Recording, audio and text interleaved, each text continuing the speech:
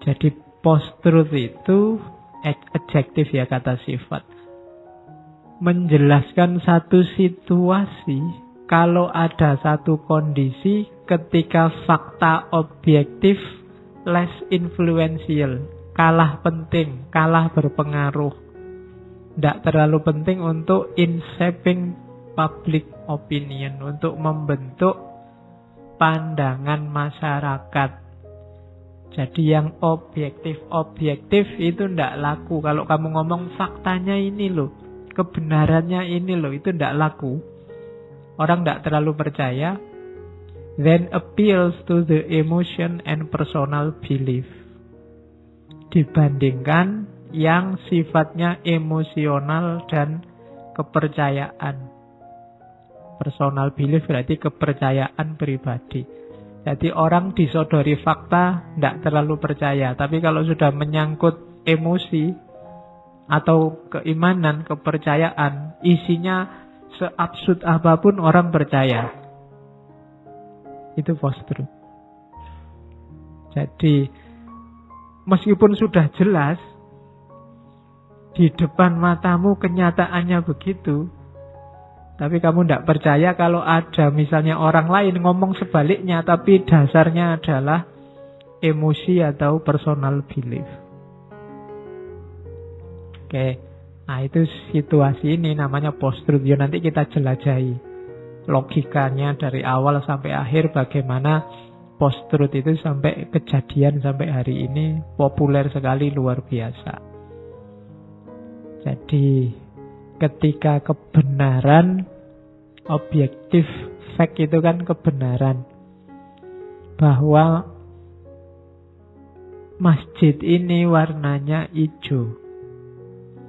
Terus cuma saya itu fanatik sama guru saya. Kata guru saya yang kayak gini ini tidak hijau tapi biru. Maka masjid ini sebenarnya tidak hijau tapi biru. Hanya orang-orang yang hatinya gelap yang melihat masjid ini warnanya hijau. Nah, itu post-truth namanya. Fakta ini wis jelas hijau, tapi fakta itu tidak kamu percaya. Yang kamu percaya mungkin gurumu, ustadzmu, atau kiblatmu siapa yang... Nah, itu jenis post-truth. Hari ini banyak berseliweran di mana-mana.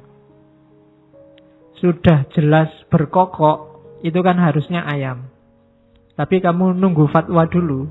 Jangan dulu, kita nggak berhak berfatwa. Yang punya fatwa yang sana ini disebut ayam apa disebut kambing. Kalau fatwanya bilang kambing, ya itu harus kambing. Nah, itu namanya post-truth. Atau emotion. Emotion itu mungkin keterikatan kelompok, keterikatan individual. Mungkin pokoknya pacarmu bilang apa saja, faktanya kamu itu mungkin beli baju, menurutmu itu baju jelek sekali, tapi begitu pacarmu bilang, oh ini bagus kalau kamu pakai, pas luar biasa. Misalnya kulitmu hitam terus pakai baju kuning ngejreng sama hijau luar biasa. Kamu ganteng sekali kalau pakai ini. Jangan-jangan kamu ngerti secara faktual. Itu menyedihkan. Tapi karena dia yang ngomong, mesti aku ganteng. Nah, itu berarti kamu kena penyakit namanya post-truth. Jadi fakta objektif kalah oleh emosi dan personal belief. Dan ini banyak kasus gara-gara ini. Kemarin-kemarin kita menyebutnya hoax. Hoax itu jenis post-truth. Dan tidak sepele juga. Gaya semacam ini sering dimanfaatkan. Misalnya dulu Hitler yang terkenal dengan propagandanya. Perang Dunia Kedua itu antara lain jalan karena hoax. Jadi satu ketika Hitler itu lapor kepada parlemen bahwa tentara Polandia menembaki tentara Inggris. Itu dari situ terus Hitler kita harus balas dendam. Itu kan nanti jadi cikal bakal lahirnya Perang Dunia Kedua itu. Nah, memang peristiwanya ada, faktanya itu tembak-tembakan, bahkan yang nanti ditembaki sampai tewas yang Polandia, tapi cara melaporkan tentara Polandia menembaki tentara Jerman. Nggak salah, cuma faktanya dipotong di situ, terus dibangkitkan emosi nasionalismenya, jadilah perang. Sama kayak waktu zaman perang Teluk, ketika Colin Powell melaporkan bahwa saya yakin Irak itu punya senjata pemusnah massal. Nah, tidak penting faktanya apa, pokoknya menterinya bilang begitu, yakin, ya sudah. Diseranglah Irak zaman itu. Itu kan model-model semacam ini, dan orang sana percaya. Dasarnya apa? Emosi, keterikatan, nasionalisme. Karena kita habis diserang lewat 911, sekarang saatnya balas dendam. Ada isu sekecil apapun dimanfaatkan. Nah itu, maka hati-hati kalau post-truth ini skalanya besar. Ya kalau kamu kan mungkin post-truthnya skala kecil-kecil lah. Faktanya makan tempe 3 terus bilangnya 2. Habis berapa mas? Rasanya cuma 2. Jadi yalah. Dan yang jualan percaya sajalah, karena melihat wajahnya kok santri. Oke, berarti kamu terjebak post-truth.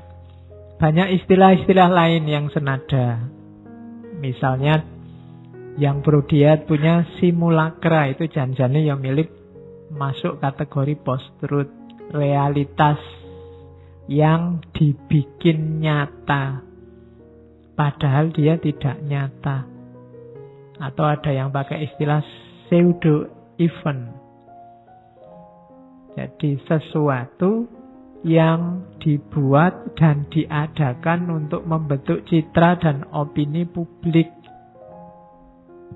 padahal bukan realitas yang sesungguhnya. Itu pseudo event ini kayak mungkin hari ini kamu menyebutnya pencitraan, tidak beneran begitu. Kayak kamu ingin disebut anak soleh, sedikit-sedikit ngomongnya astagfirullah, subhanallah. Nah, itu pseudo event. Kamu membikin peristiwa biar orang yakin bahwa kamu itu orang soleh. Itu namanya pseudo event atau pseudosofi namanya. Pseudosofi itu realitas yang tampaknya nyata tapi sebenarnya dia palsu. Dan masyarakat digiring untuk percaya bahwa itu nyata. Jadi hari ini banyak yang semacam ini. Koyo-koyo nyata, tapi sebenarnya enggak. Seolah-olah real, tapi sebenarnya tidak. Jadi maka hari ini kita harus cerdas, luar biasa. Itu gunanya kalian belajar filsafat. Filsafat itu ngelatihmu untuk cerdas. Kalau sudah belajar filsafat lama kok enggak cerdas-cerdas, jangan salahkan filsafatnya. Ya, oke. Jadi ada post-truth, nanti sama dengan simulakra, sama dengan pseudo-event, sama dengan pseudosofi. Secara teori-teori mirip-mirip. Intinya ndak ada diada-adakan biar orang percaya. Ndak benar dicitrakan sebagai benar dan menggiring orang untuk percaya bahwa itu kebenaran. Itulah post-truth. Oke, dan post, kata-kata post itu tidak selalu harus diartikan setelah ya. Jadi postmodern mungkin ya secara waktu memang setelah modern, tapi maksudnya lebih pas itu melampaui.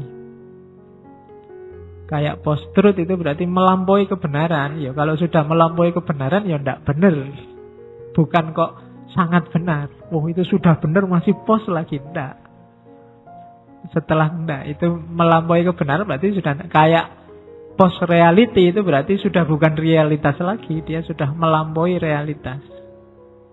Keliwatan. Kalau keliwatan jadi keliru.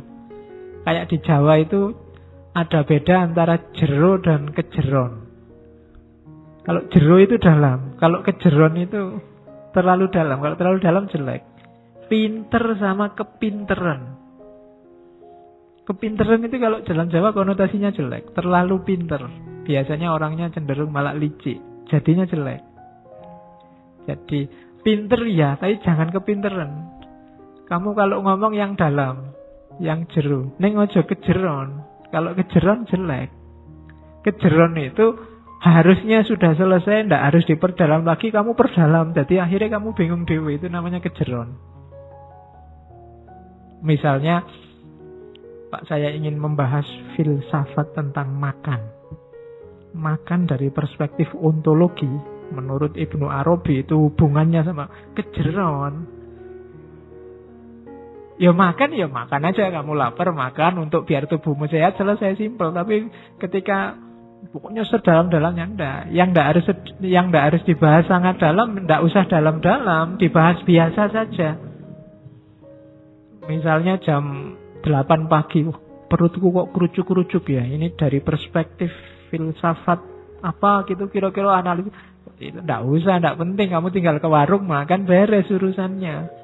Enggak perlu kamu bikin seminar internasional dengan membahas kenapa jam 8 pagi perutku kok kerucuk-kerucuk. Itu namanya sudah kejeron. Kalau kejeron jelek. Jadi tidak harus apa-apa terus difilsafati. Ada hal-hal yang penting, urgen, fundamental. Ayo dibahas secara filosofis. Ada yang tidak perlu level filosofis. Dia butuhnya level ilmiah. Ada yang ini level pengetahuan biasa. Kalau pengetahuan biasa ya sudah. Dipahami, biasa saja ketemu. Kalau bahasanya Ghazali, at-tabaduru ilal fahm. Mana yang begitu ketemu ya langsung saja dipahami. Oh maksudnya itu. Dan itu bukan berarti dangkal, tapi memang ya levelnya itu. Kalau ada temenmu ngomong, wah perutku kerucuk-kerucuk, berarti lapar ini. Levelnya memang itu, nggak perlu kamu kritik. Wah kamu kok mikirnya dangkal begitu. Kan harus dianalisis dulu. Laparmu itu kira-kira, ya enggak dalam itu. Jadi post-truth itu berarti sudah melampaui. Kenapa ada truth-nya, kata-kata truth-nya dipakai? Karena dalam kebohongan yang kamu bikin itu ada kebenaran yang kamu pakai. Cuma kebenaran ini kamu pakai untuk yang jelek. Ada fakta yang kamu pakai. Cuma fakta ini kamu belokkan di luar konteksnya, di luar porsinya, sehingga jadi jelek. Ya mungkin kayak kalau Al-Quran ada ayat yang bunyinya misalnya wala tastaru bi ayatillahi samanan qalila. Jangan kamu jual ayat Allah dengan harga murah. Loh, ayatnya ini kan benar, baik, bagus. Tapi caramu memperlakukan ayat, misalnya kamu jual, kamu pakai ini dengan harga murah. Harga murah itu misalnya untuk kepentingan sementara, kepentingan politik, kepentingan yang tidak penting. Nah, itu berarti kamu sedang menjual Quran dengan harga murah. Loh, ayatnya bagus, cuma ketika dia kamu jual dengan harga murah, dia jadi hal yang negatif. Dan malah kamu dimarahi oleh Al-Quran. Maka disebut wala tastaru bi ayatillahi samanan qalila. Bukan berarti kalau kamu ngajar ngaji bayarannya harus mahal. Itu kan kalau diartikan letter wala tastaru bi ayatillahi, berarti kalau saya ngajar Quran itu tidak boleh dibayar murah. Bayarannya harus mahal. Ada dalilnya itu misalnya. Ya, tidak bisa begitu cara memahaminya. Jadi Al-Quran yang pasti baik, pasti benar itu jangan digunakan untuk hal-hal yang remeh, hal-hal yang samanang qalila. Oke, itulah post-truth. Jadi ada kebenarannya, cuma kebenaran ini kemudian dibelokkan sehingga kebenarannya terlampaui, maka dia disebut post-truth. Kalau pakai bahasa Indonesia, tadi kan yang bahasa Inggris. Suatu keadaan di mana fakta tidak berperan untuk menggerakkan kepercayaan umum daripada sesuatu yang berhubungan dengan emosi atau kebanggaan tertentu, kepercayaan tertentu. Kalau di situ penjelasannya bisa agama, kepercayaan, kebangsaan, ras, etnis, kepentingan politik. Itu semua kan sifatnya emosi biasanya. Yang itu mengalahkan fakta. Jadi tidak mentang-mentang negaramu terus benar terus. Kadang-kadang ya salah. Tidak mentang-mentang musuhmu terus dia salah terus. Kadang-kadang ya benar. Kadang-kadang ada benarnya, ini urusan fakta. Tapi kamu nganggap dia salah terus, itu berarti emosi. Ketika ada situasi emosimu mengalahkan yang fakta, itulah post-truth. Kepercayaanmu mengalahkan yang fakta, itulah post-truth. Biasanya kalau sudah post-truth, itu kebenaran tidak laku. Mbok dijelaskan oleh pakarnya, sudah dikritik sampean itu salah, faktanya ini loh. Tetap penjelasan pakar itu tidak diterima. Karena sejak awal memang sudah meyakini secara emosi. Itulah post-truth kalau pakai analogi semacam ini. Kalau filsafat itu, Descartes itu, I think therefore I am. Aku berpikir maka aku ada. Kalau post-truth, I believe therefore I am right. Aku percaya maka aku benar. Itu post-truth. Jadi apapun yang aku percaya, itu mesti benar. Itu situasi ini namanya post-truth. Kalau filsafat kan dia selalu bertanya. Selalu berpikir. Sing bener sing dia, itu mempertanyakan. Tapi kalau post-truth itu tidak mempertanyakan, tapi mengklaim yang dia percaya sebagai pasti benar. Kalau yang I think therefore I am, itu yang dicari apa? Kebenaran. Jadi kebenarannya di belakang. Kalau yang post-truth, kebenarannya di depan. Tapi digunakan untuk kepentingannya. Jadi bedanya di situ. Kalau orang sudah merasa benar dulu, ya tidak bisa diskusi. Karena dia sudah punya jawaban. Orang diskusi itu kan nyari jawaban, nyari kebenaran. Dia sudah punya, ya selesai. Orang yang kita ajak diskusi, orang yang merasa bahwa dia belum ketemu jawaban final. Kalau orang sudah ketemu jawaban final, ojo mbok jak diskusi, hasilnya gegeran. Itu yang terjadi di medsos-medsos. Lah wong orang sudah punya keyakinan, mbok tantang, mbok jak diskusi, ya rame. Kalau sudah dia final, ya sudah. Ajaklah diskusi orang yang masih I think, masih mikir. Itu bisa diajak diskusi. Tapi orang yang sudah punya jawaban final, tidak bisa.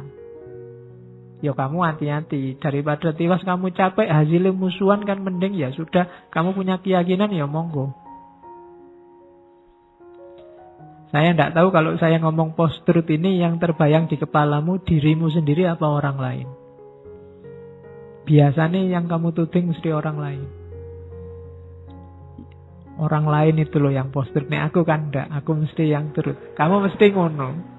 Yang ada di pikiranmu selalu orang lain dan mesti musuhmu. Yang post-truth itu. Jadi itu situasi hari ini. Ini kan tawuran luar biasa macam-macam. Padahal itu kan simpel. Faktanya misalnya ada 2 calon presiden. Kan simpel aja.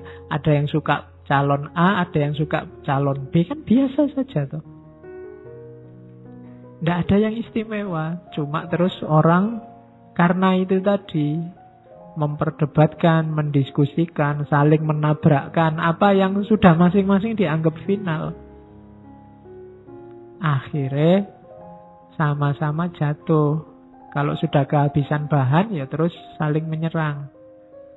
Nanti kita belajar di belakang kesalahan-kesalahan logikanya sehingga lahir post-truth.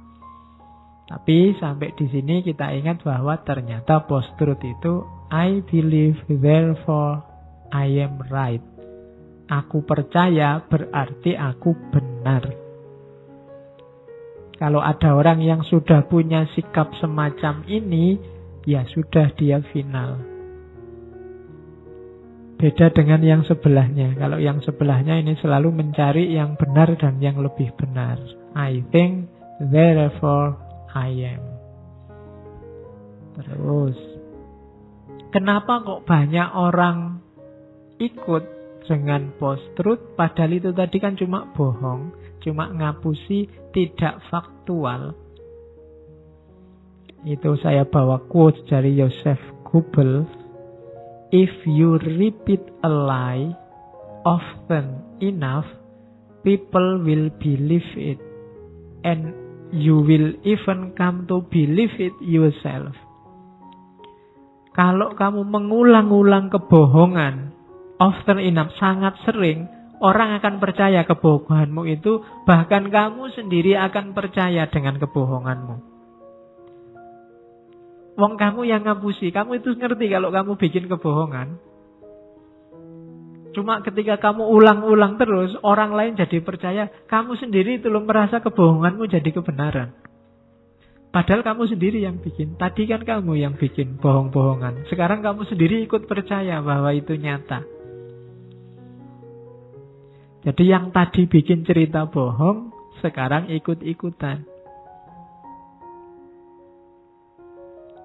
Hari ini banyak. Saya dulu masih ingat zaman gempa Jogja tahun 2006. Kebetulan saya kok ada di Jalan Adi Sucipto itu. Banyak orang keluar gara-gara hoax ada tsunami. Orang tidak mikir betapa jauhnya dari Parangtritis sampai sini. Itu yang penting karena memang ada 1-2 orang yang teriak-teriak ada air, ada tsunami. Ketoknya memang niatnya nggak rusuh. Dan dia yang teriak-teriak ini justru yang lari duluan paling kenceng. Itu kan sama dengan orang bikin kebohongan, dia sendiri percaya dengan kebohongannya. Sekarang banyak yang kayak gitu. Ngapusi terus setelah ditanggapi banyak orang percaya, dia sendiri akhirnya sekarang ikut percaya. Padahal itu awalnya dia sendiri yang bikin kebohongan. Nah, sekarang banyak yang kayak gitu. Mungkin kalian juga pernah ngalami itu. Karena sudah terlanjur bohong, akhirnya kamu pertahankan mati-matian seolah-olah itu kebenaran. Kayak kamu pamit, "Pak, saya kemarin sakit loh Pak." Dosennya tanya, "Bener kamu sakit?" "Iya Pak, sekarang aja masih lemes." Terus mbok lemes-lemes ke. Terus kamu merasa jadinya kayak sakit beneran. Padahal sejak awal kan kamu tadi pinginnya acting sakit. Tapi sekarang gara-gara itu kamu ingin percaya bahwa kamu sebenarnya kemarin sakit beneran. Jadi if you repeat a lie often enough, people will believe it and you will even come to believe it yourself. Kamu sendiri akhirnya juga percaya sama kebohonganmu. Oh, ini lebih unik lagi. Wong tadi sudah ngerti dia yang bohong, sekarang dia percaya bahwa kebohongannya adalah kebenaran. Nah, itu katanya Joseph Goebbels. Ini yang jadi dasar kenapa ya kadang-kadang sesuatu yang jelas-jelas jelek, jelas-jelas tidak masuk akal, tapi banyak orang percaya. Kenapa? Karena diulang-ulang. Coba dilihat modusnya berita bohong di medsos itu. Ketika dia booming, itu kan banyak orang baca, disebar kemana-mana, terus ada counter. Oh enggak, itu bohong, itu hoax. Selesai wacananya, tapi dia tersisa di kepalamu. Wah, anggap itu sebagai peristiwa kebenaran. Itu dahsyatnya berita bohong. Tidak dengan setelah di stop bahwa itu bohong itu selesai, tapi dia tersisa di memorimu. Jadi peristiwa kayak beneran. Ada gambarnya sekarang di kepalamu. Dan itu nanti berperan membentuk struktur kepercayaan yang ada di kepalamu. Jadi if you repeat a lie often enough, karena diulang-ulang terus, di mana-mana ada. Temanmu ngomong itu, yang di sini ngomong itu, yang di sana ngomong itu. Kamu tahu itu bohong, tapi sudah ada citra di kepalamu tentang itu, dan dia jadi bahan berpikirmu. Nanti kalau ditambah data yang lain, bahan yang lain, dia akan membentuk struktur meskipun terbuat dari kebohongan demi kebohongan. Akan lahir anatomi berpikir. Nah, itu makanya hati-hati dengan yang kamu masukkan di kepala. Mungkin lebih aman memang tidak usah dibaca sama sekali kalau ada indikasi itu bohong. Karena begitu kamu baca, ya dia jadi referensimu. Meskipun dengan konotasi yang agak berbeda, tapi tetap dia jadi referensi yang ada di kepalamu. Maka yang jelek-jelek mending tidak usah dilihat. Meskipun kamu tiba-tiba internetan, sebenarnya nggak boleh kan lihat pornografi, kamu ngerti. Kok tiba-tiba buka sendiri gambar orang nggak pakai baju? Itu kan kamu istighfar, astagfirullah, enggak boleh. Cepet-cepet kamu tutup. Tapi kan dia jadi koleksi sekarang di kepalamu. Mau atau tidak, dia ada di kepalamu sekarang gambar itu. Mungkin malah kamu inget-inget terus. Kok bisa ya saya tadi lihat gambar yang kayak gitu? Itu berarti ada di sini sudah gambarnya. Kalau kamu bisa ngomong gambar yang kayak gitu. Oke, jadi hati-hati. Karena batasnya sangat tipis dari kebenaran jadi kebohongan. Dari yang baik jadi yang jelek.